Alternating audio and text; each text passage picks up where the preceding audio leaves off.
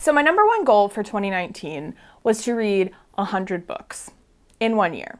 It is a feat that I had not accomplished, and I really just I felt compelled to finish it before the decade was out for some reason. And can we just take a moment and appreciate that I fucking did that? Thank you. Thank you. I read 100 books in 11 months. I finished in November, and then I ended up reading a couple more books after that. So I don't remember what the exact total is, kind of because I haven't finished the year yet. I'm hoping to fit in like 1 or 2 more reads. I'm thinking the final number is going to be somewhere between like 108 and 110, somewhere in there. So I'd say that is a job well done. I read about 40,000 pages this year. It's insanity. I'm still baffled, honestly. But because I read so many books this year, I feel like I can really make a wonderful, long, complex list of my favorite books of 2019. I read too many books, and basically we're doing top 25. So it's a long list. It's going to be a long video. I read a lot of really incredible books, and I want to share them with you. So sit back, relax, and let's talk about the books that I read this year. Number 25. The Mermaid's voice returns in this one by Amanda Lovelace.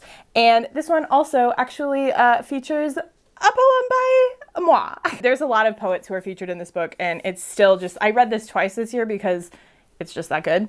But this book is the 3rd book in the Women Are Magic poetry series, and I have been waiting to see this for so long, and it feels like the end of a nice little era of my life. Yes, I'm in it, but Amanda is such an incredible poet. And honestly, the poems from all the other poets that are included in here are also incredible. And so this is probably my favorite poetry book that I read this year. I did read a couple other ones, but this one, it's just magical. I don't know if it's my favorite in the series. I can't really decide, but it's so, so good, and I love it. I love it. It's so hopeful and beautiful, and it's all about survivors. I'm done. I'm emo. Okay. Number 24, I don't actually own, but I am talking about it, so please be proud of me. I read Daisy Jones and the Six by Taylor Jenkins Reid. This book came out in March, and a lot of people were super excited about it. I read Taylor Jenkins Reid for the first time this year, and I'm still not 100% committed to her. I didn't like her as much as other people, but I do want to say Daisy Jones is an incredible book. I really enjoyed it when I read it. I listened to it on audio, and the cast is just awesome. It's been really inspiring for me personally because I'm writing a book that is not similar to it, but also has a lot of elements that draw on Daisy Jones. And I just really enjoyed myself. It was a really incredible read, and I think it's just beautiful. We love drugs. Yes, and music. Drugs and music, the 2 things you need in life. Number 23. I read this book as an ARC, and it was mind-blowing. It was so good. I loved it so much. I did have a couple issues with it in the end, but I really enjoyed it, and I think it deserves to be on this list for a lot of reasons. It is Beyond the Black Door by A.M. Strickland. If you haven't heard about this book, it's a fantasy novel, but the main character is asexual, and it is literally the greatest thing that's ever happened to me personally.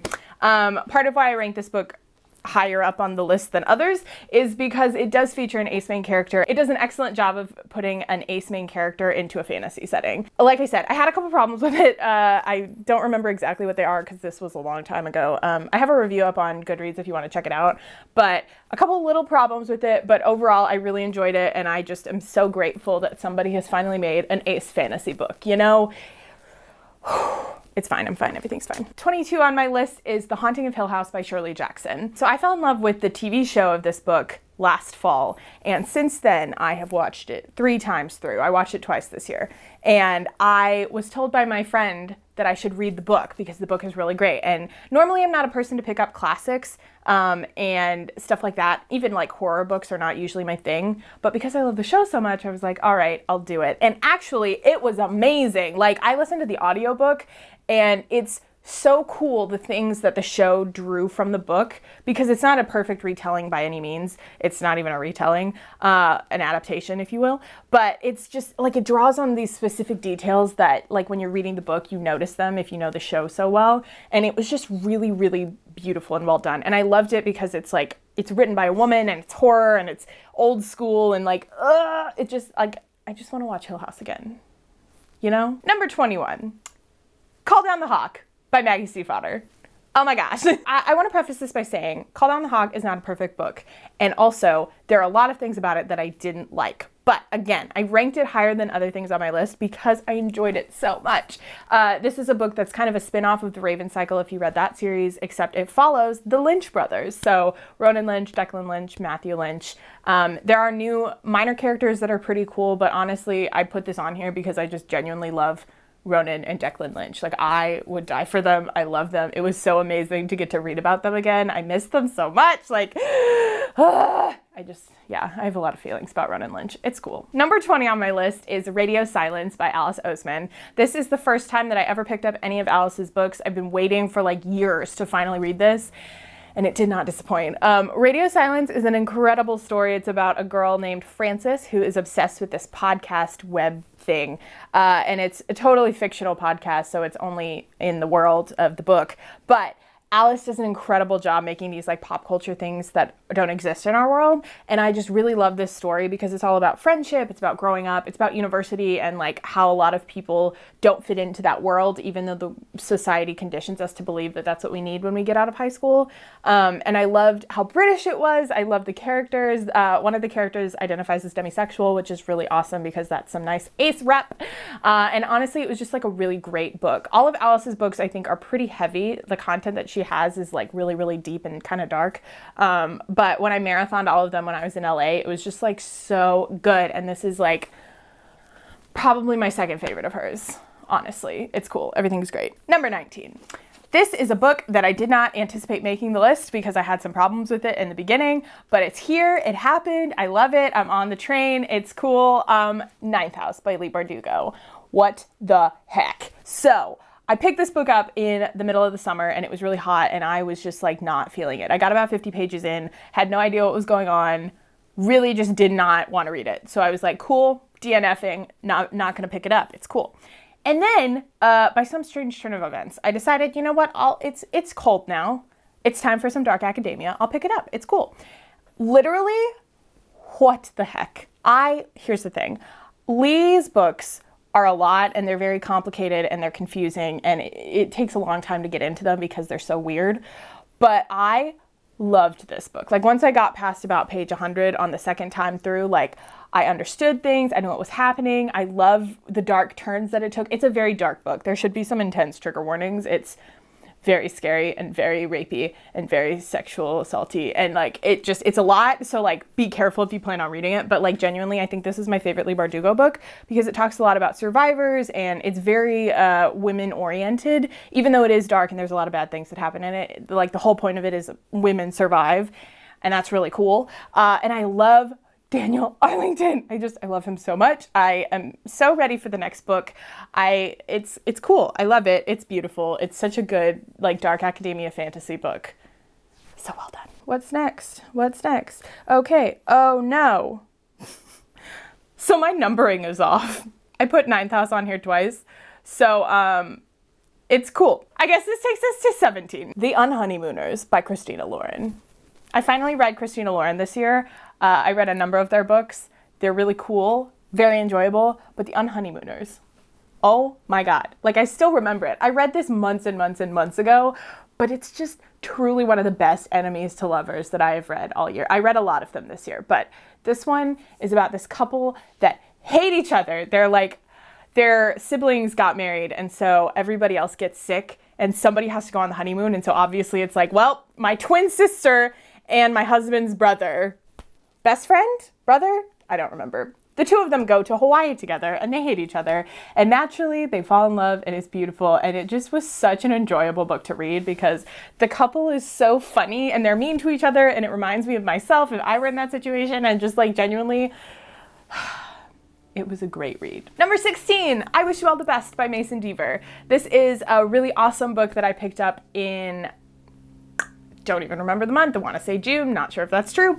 I picked it up because Mason is one of my friends from the internet and they have been totally raved about for the whole year. Like ever since the book came out, everybody's been like, read this book, read this book. It's so good. It has non-binary rep. It's really cool. And I wanted to support them. And I also just wanted to like read it because it sounded cool. This is a story about a person named Ben and they identify as non-binary and so they come out to their parents and their parents basically kick them out And it's a whole story of them like going to a new high school, making new friends, falling in love, going to therapy, just like a lot of things that I feel like aren't talked about enough in YA. And so it was really awesome to get to see that, especially from a non-binary perspective, because I think a lot of times when we get like coming out novels, it's about being gay. Specifically, it's never about like, I'm non-binary, I'm bisexual, I'm asexual, I'm pansexual, I'm all these other things. And I feel like we just like need more books about that. And so it's really awesome that we get to see Mason do that. And like, it's truly just like, it was one of the most enjoyable books that I read this year. Out of 100 books, it is number 16. It's chef's kiss, you know? Number 15. I read this book as an ARC and it was truly life-changing. I just want to talk about it so much. It's called There's Something About Sweetie by Sandhya Menon. This was the first time that I picked up Sandhya Menon this year. I picked up basically like all of her books. I read an ARC of hers. I read this one. I read like the other two. Like literally it was just a Sandhya Menon year. And I am so happy that I did because she is an amazing writer. I love her so much as a person. Her stories are incredible. Like the characters are fun. The love is just so pure. It has a lot of interesting culture stuff that I didn't know about. Like it was truly just an enjoyable experience. But this one is my favorite because it is about a fat girl, and we don't get enough of that, honestly. But also to have like a fat girl in Desi culture is something so specific that like it was so cool and so great to read. The romance is incredible. I loved the message of like owning your body, and like it doesn't matter if you're fat and you want to run, like you can do it, like live your dreams, you know. I could literally talk about this forever, but it's definitely one of my all-time favorite contemporary books. I love it. Next on our list, I read this book in I think February, and I remember finishing it and thinking, oh my god, this is the best book that I've read this year. It's so good. And then it only ranked like 14 out of 100. It's fine. It is called A Very Large Expansive Sea by Taha Mafi. This is an ARC from BEA 2018. So we're behind on everything, but it's cool. If you don't know, this is Tahada's book that is kind of like from personal experience. It's a contemporary book set in 2002, I think. So it's about a Muslim girl, and she is really excited about breakdancing, but she's also dealing with a lot of prejudice from people because it is the year after 9/11. And so it's basically a story about her finding herself, learning how to breakdance, and also falling in love. And it was just, oh my goodness. Okay, wow, sorry, I don't know what that was. Basically, Taha Mafi writes the best romance. Like, I love her romance so much. And so I just was really enamored this whole time. Like, it was cool to see the culture side of things, but it was also just like a really cute little love story. And I just, it's such a good contemporary. You should read it if you haven't. I just love it so much. Number 13, The Hating Game by Sally Thorne. I picked up a lot of romance this year, per the internet's request. This book is one of the best enemies to lovers I have ever read. It was so enjoyable. I like binged it on audio. I just stayed up late to finish it. It was so good. So good. But it's about these two people who work together in a publishing house. And so they are both assistants to these like co-owners of the publishing house, whatever. And so they hate each other. And they spend like half of the book being like, it's a game. Like, I have to win. I have to hate them the most. I have to be the meanest. We have points, and we have this and that and the other. And then you like come to find out later that they're like, actually, I think I love you. And it's so good. Oh my goodness. The romance is incredible. The characters are really fun. It just literally, I loved it. Number 12. So I picked this book up when I was in London. No, sorry. I picked this book up when I was in Sheffield in England, and I bought it because it's not available in the US and I didn't really want to pay for Book Depository. This book, life-changing. So incredible. My favorite Alice Oseman book. It is called I Was Born for This by Alice Oseman. If you haven't heard about this book, it's all about fandom culture and music, and it kind of gave me like minor One Direction feels. So like if you like One Direction, this might be the book for you. But it follows two main characters, Angel, who is a fan of this really big band called The Ark, and Jimmy, who is one of the main guys in The Ark. And Jimmy is trans, which is really cool. Angel is, I think she's Muslim. She wears a hijab. So like, I loved it. It was so good. I read it so quickly. It just, and also this book was like a huge inspiration for my own personal novel. So it was kind of like research, and it's a great look at like music and fandom culture and how you see yourself in relation to your favorite like celebrities. It just was really, really good, and the representation is awesome, and I just love Alice Oseman. And the arc. I love the arc. I love them. I want them to be real. It's fine. Okay, cool. This whole video is just nonsense, isn't it? It's just me screaming. Number 11 on my list. This is a series that I binged this year. I did have to wait for the last one, but it was well worth it. It is the Folk of the Air series by Holly Black. I think my favorite is Queen of Nothing. It's hard to say. I don't really remember the first two very much. Hardly remember this one, honestly, but I binged them so fast because they're so enjoyable. I love Holly Black's writing because it doesn't get bogged down by descriptions. Like most fantasy books that you read, it's like, okay, we get it. It's a nice castle. Like there's a lot of things going on. The pretty dresses. I understand. I get it. The description. So much description. Holly Black does not give you a lot of descriptions. It's very much like you have to kind of create the world yourself. And I like that because I'm a smart reader. So I just really enjoyed the series because it was quick. It was fun. The world was really cool. And I love Garden. I love him. I love him so much. I would die for him. I love him. The romance was just so good. And it's enemies to lovers, which is like, if you can't tell, enemies to lovers is probably like my favorite romance trope, and I love it so much.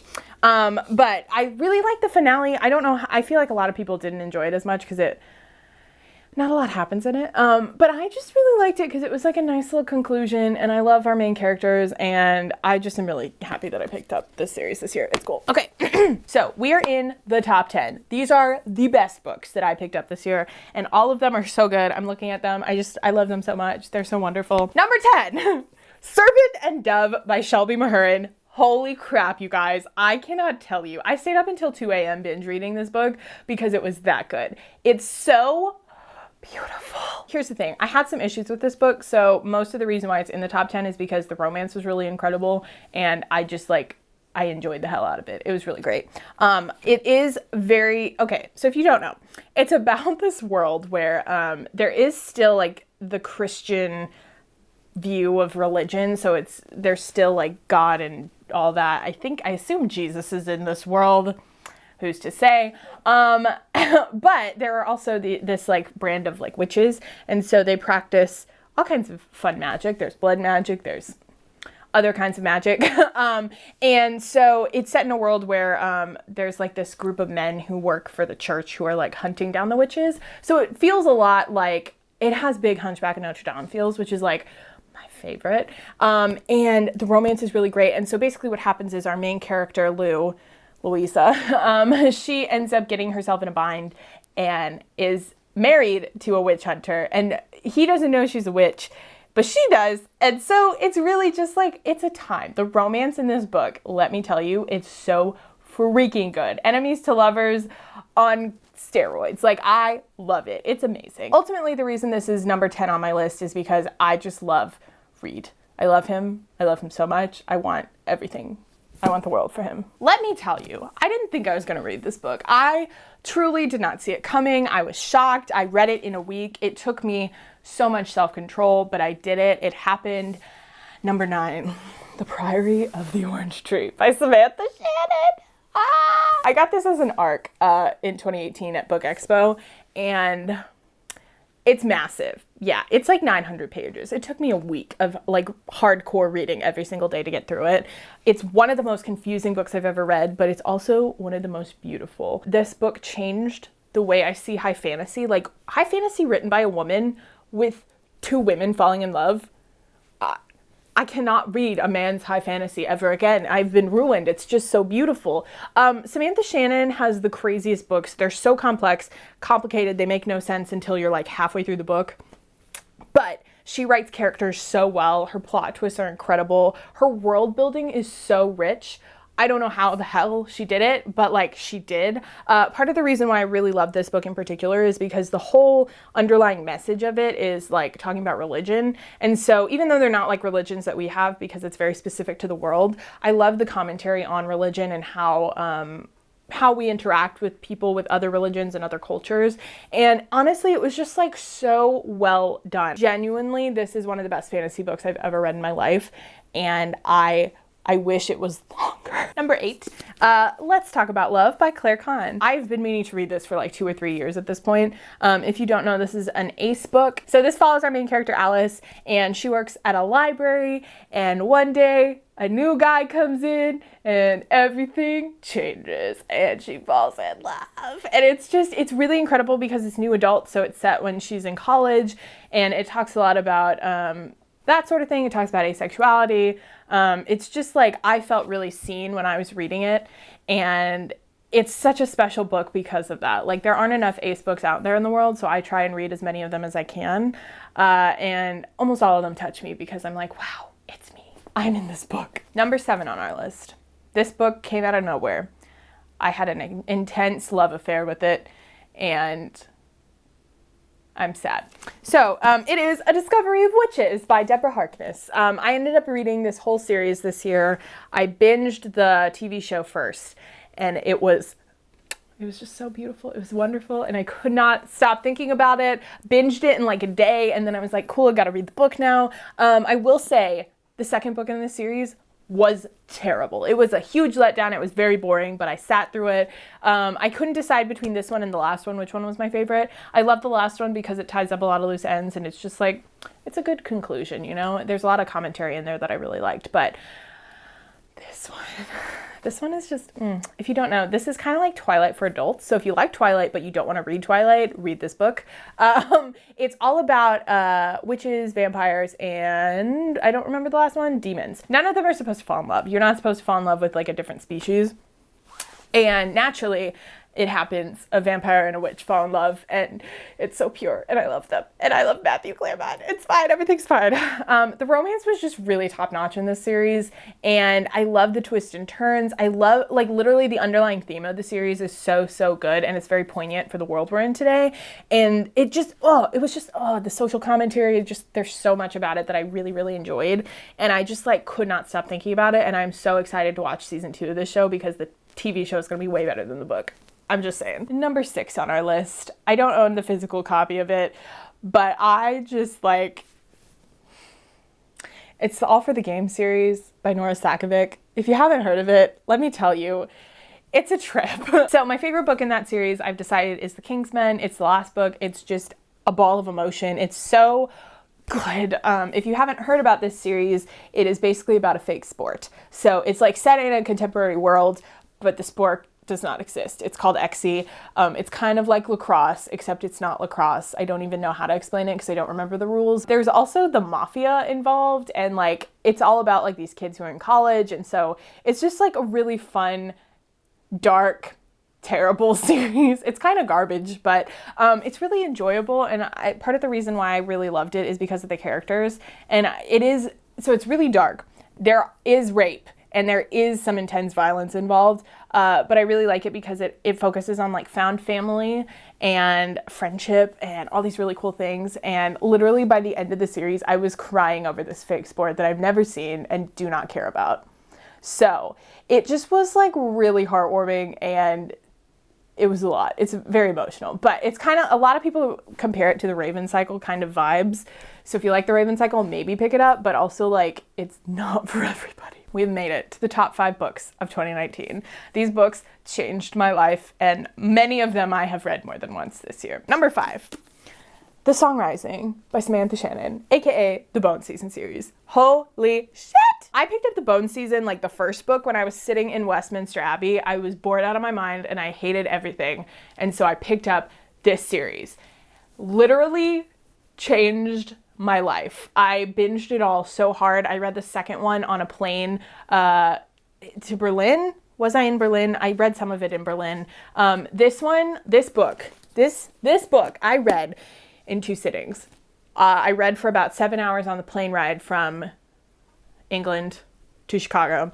And then as we were driving from Chicago to my parents' house in like northern Indiana for like 2 hours, I finished it. So, literally, I just binged it so hard. It's so good. If you don't know what it is, the Bone Season is very complex. It's difficult to explain. I cannot summarize it for you. But it's set in like the 2050s, I think. So it's in the future. It's kind of dystopian. And the whole point of it is that these alien type beings have invaded Earth, but the general public doesn't know about it. And so people are getting sacrificed to them, and I honestly cannot explain it to you. I don't know how to explain it. But our main character, Paige, there's also these people with like weird powers and clairvoyancy things. So Paige can like walk through dreams, and she's our main character. She ends up getting taken and captured and sent to this place where the aliens, they're not really aliens, but the aliens live. They're gods. I don't know. It's hard to explain. And like the whole point of it is it's kind of enemies to lovers, and it ends up becoming a story of like rebellion and fighting against oppression. It's about love. It's about country. It's just literally, I cannot explain to you how much fun I had while I was reading it. It really just is a lot. And I am so freaking excited for the fourth one to come out. You guys have no idea. Like, Samantha Shannon has become one of my all-time favorite authors. I read like all of her books this year. She's incredible. I would trust her to do anything. I love her so much. Paige and Warden. Number 4. I read this book in November, so it was a very last minute addition to this list, but it changed everything for me, and it's called The Starless Sea by Erin Morgenstern. If you haven't heard about this book, it is very weird. It's very complex. It's hard to explain, like most of the books that I read this year. But it's kind of about libraries. It's about stories specifically. It's fantasy, but it's also kind of dark academia in a way. It follows a 24-year-old Zachary, and he finds a book, and the book leads him to many places. And it's just, oh my goodness. Let me tell you, this book changed my life. It is so complex. It is so weird. The ending is insane. There's some romance involved in it. Mind blow, beautiful. Like, I cannot explain to you how much I love this book. Number 3 on our list, this book, I did not anticipate it being so high up, but it changed my life. Again, like all of these next few books. It's called Imaginary Friend by Stephen Chbosky. This is his third book. He hasn't really published anything since Perks of Being a Wallflower, and so it took him 9 years to work on this, and I interviewed him about it a couple months ago, and I devoured this. I read it in like a weekend, and I'm still just like thinking about it because it's so much. It's literary horror. It's about this little kid named Christopher, and he and his mom end up escaping from an abusive relationship to this small town in Pennsylvania. Seems like just like a normal town, but alas, there's disappearances, there's weird shit that goes on, and then Christopher disappears for like 7 days. And let me tell you, I did not know what I was getting when I got into this book, and I don't think anybody does until about 3/4 of the way through, and it changed everything. It's so well done. It has amazing themes running through it. It is horror, so it's very dark, and there's a lot of bad things that happen, but the underlying message of it and the theme is so beautiful, and it's something that I've been working towards for a long time, and so I felt very seen in this book, and I felt like it was really speaking to me personally, and it's genius, like truly one of the best written books that I've ever read. And I love it. I love him so much. It's cool. So we have 2 more books. Both of these books I have reread this year, and they both really, really changed my life. Number 2, my second favorite book of 2019, If We Were Villains by M.L. Rio. Oh my God. I don't know about you, but I saw this hanging around the bookstores a lot back when it was released. Like, the cover really draws you in. But for some reason, my brain saw the cover and it was like, that looks boring. It's probably about adults doing adult things. And that's not the case at all. This is a dark academia book, so if you like The Secret History, this is definitely something you should pick up. But it's all about these kids in college who are studying Shakespeare and acting. And I have such a history with Shakespeare. It's something that's always interested me. And I have a lot of experience acting in Shakespearean plays, oddly enough. And so when I figured out that that's what it was about, I was like, I have to read this. Like, this is going to change my life. And it did. It's mind-blowing. It's so good. I could write essays about this book. Like, the writing style and the writing technique that goes into it is brilliant. The characters are amazing. It's also gay, which is so incredible. It's so much better than The Secret History because the second half of the book is way better than the second half of The Secret History. The plot twists are amazing. The mystery is cool. It's emotional. It's well written. I was screaming the first time that I read it because it's that crazy. I cannot explain to you how much I adore this book. And so I am forever sold on ML Rio. Whatever she writes, I will read because this woman is brilliant. I don't know if I actually need to tell you what my number one book of 2019 is, because I think almost everybody has the same number one book. Also, I have read this book 5 times in the past 6 months. So I don't even need to talk about it because you guys know, right? It's this book called Red, White, and Royal Blue. I don't know if you've heard of it. I don't know if I've ever talked about it. I don't know if you've ever seen it anywhere. This is the book of the month hardcover because I couldn't resist. But basically, I just cannot express to you how much this book means to me and every single person I know. There are people who gave this book under 3 stars, and every time I see people review it that they're like, it just wasn't that good. I'm like, did we read the same book? Because literally, this book has everything you could ever want. Like, it has an amazing enemies to lovers romance. It is gay as hell. The characters are so freaking hilarious. This is the funniest book I've ever read in my whole life. It's all about what is it about? It's all about democracy and patriotism and like America. Like, what more do you want? Huh? What more? What more do you want? It's so good. I'm gonna cry. I love it so much. Like, I kid you not. I have about like 6 different group chats with the same people, but 6 different group chats, and almost every single one of them at any given time, it's somebody being like, remember Alex and Henry? Remember them? You ever think about them? Yeah. That's it! I read over 100 books this year! What? That's insane! I just want to thank the Academy. No, but for real, like, it was such a huge feat. I honestly don't know how I did it. It was a lot of audiobooks, a lot of just like sitting through and reading fast books. I did also read a lot of really long books this year though, so I'm really proud of that. Basically, this is the greatest reading year of my entire life. And I'm hoping it only gets better from here. I don't think I'm going to read 100 books anytime soon again. But like, look at this list. This isn't even all of them, but like, look at it. It's just so good. I read so many good books. Those are my favorite books of 2019. Hopefully you read some of them. Hopefully you have some good books that you read this year. Please let me know in the comments, like, your favorite books. If they're on this list, if you tell me your favorite book is Red, White, and Royal Blue, like, listen, I know. It's understood that everybody's favorite is Red, White, and Royal Blue, so you don't have to say it. So please don't say it. Give me something fresh, something that you read that I didn't read this year. Let me know in the comments. And yeah, that's it. That's it. 2019 is basically over, and we read all the books. So, cool. Thank you guys so much for watching, and I will talk to you in my next video. Bye! I love you. I love you so much.